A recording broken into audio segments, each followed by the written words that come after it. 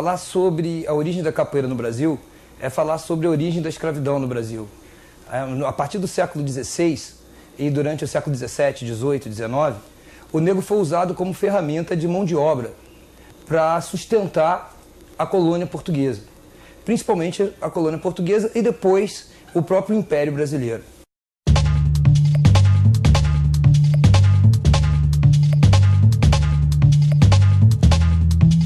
Capoeira surgiu na ânsia de liberdade, né? Ela surgiu na época da escravidão.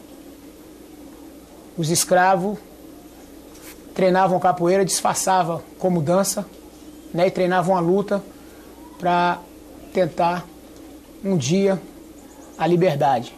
Na chegada do negro aqui, na escravização dele aqui no Brasil, é que ele começa a usar do uso da capoeira, que ela se mistura e se assimila dentro das senzalas e depois nos quilombos.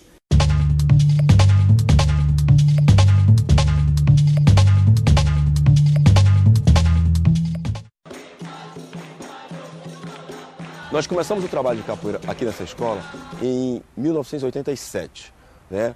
Quando nós chegamos para cá, para essa escola, a proposta era o seguinte, era trabalhar com capoeira de maneira opcional, né? E até hoje tem sido assim.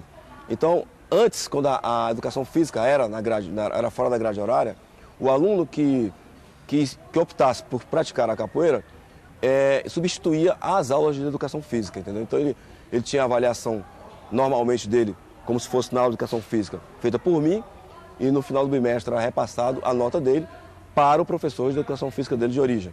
E a aceitação foi muito interessante, foi muito boa. A capoeira, então, a partir do século XIX, dentro desse contexto, ela começa a aparecer muito mais nas crônicas, principalmente na questão das fugas. Havia muita fuga de escravos. Era o que a história do Brasil vai chamar de onda negra. E aí é que surge realmente o nome capoeira.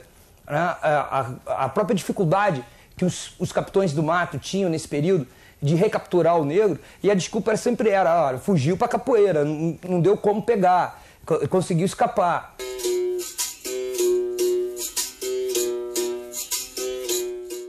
E o que muda na vida de uma pessoa que faz capoeira, que ela passa a lidar mais com a cultura, mais com o ritmo, mais com a música, mais com os instrumentos, com atabaque e berimbau. Ela começa a dar mais ritmo, mais sentido à vida, né? Porque quando você passa a praticar a capoeira, você passa a conhecer a sua história.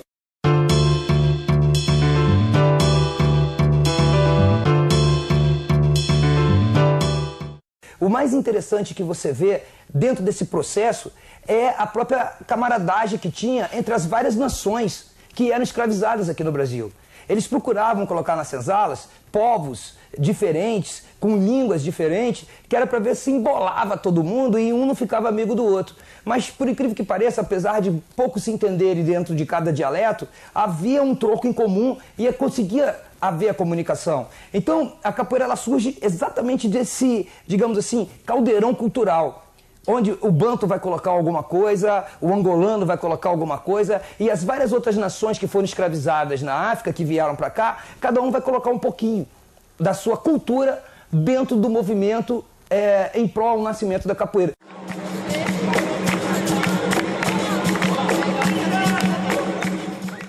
A capoeira ela me fascina por ela apresentar alguns elementos que os outros esportes não apresentam.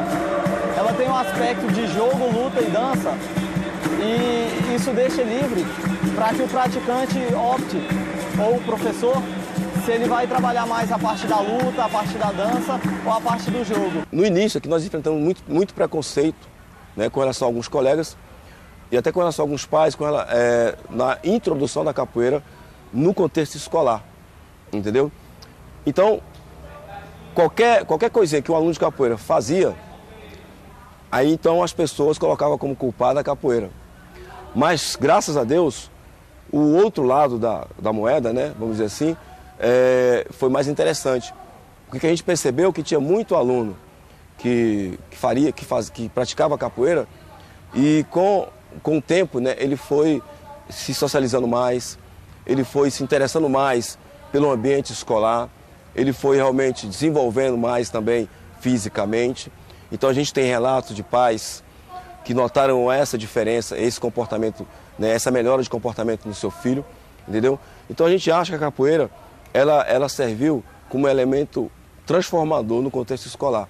Você vê a luta capoeira, os batuques, a música, como era cantada, da maneira que era feito, era uma festa bem grande, onde toda a senzala participava. Era como se você estivesse voltando à África, era como se você estivesse matando a saudade. Muitos escravos aqui, quando chegavam no Brasil, eles morriam de banzo. Talvez seria o mesmo que uma depressão hoje, né? Na capoeira a gente tem a hierarquia. Como todas as outras artes marciais, todas as outras culturas, tem a hierarquia, né? E essa hierarquia faz com que você respeite o espaço do outro. E existe a sua vez de participar, a sua vez de jogar, a sua vez de tocar o berimbau. O berimbau conduz a roda. Geralmente quem toca o berimbau são as pessoas mais antigas, são os mestres. E tem todo um ritual. E é através desse ritual e dessa hierarquia que você vai dando disciplina, né, e ajudando na educação. Apesar de ser uma arte, né, uma luta, como muitos veem, para nós capoeiristas, a capoeira é uma arte, não uma luta. E ela modificou a minha vida no momento em que, antes dela, eu tinha muitas dores, sofria dores corporais, dores de cabeça e mal-estares. Depois que eu passei a praticar a capoeira, o médico não me vê mais há muito tempo. Muitos milhares de escravos foram vendidos do Nordeste para deixar de trabalhar com a cana-de-açúcar para trabalhar nas minas, em Minas Gerais. Digamos assim, esse êxodo interno de escravos que vinham do Nordeste para as Minas Gerais levava consigo a capoeira junto. Levava consigo a prática da capoeira junto, que era ainda e por isso a gente tem poucos registros a respeito dela, porque era uma prática muito secreta. As pessoas não saíam falando, olha, eu sou capoeira, até porque era proibido. Desde a chegada aqui, por exemplo, dos grandes autoridades portuguesas que viram na capoeira uma arma, realmente uma arma mortal, passou a ser proibida. Aquele cara que era visto como um praticante da capoeira era mal visto, era visto como um bandido, era visto como um assaltante. Então ninguém falava que praticava capoeira, ninguém falava que jogava capoeira. Você via uma roda ou outra esporadicamente nas festas de largo, como era chamado, as festas populares naquele período. Então, o ciclo do ouro ele foi muito importante, que trouxe a capoeira para a cidade. É claro que cidades portuárias como, por exemplo, Recife, Salvador, Rio de Janeiro, tem um contexto muito grande na história da capoeira.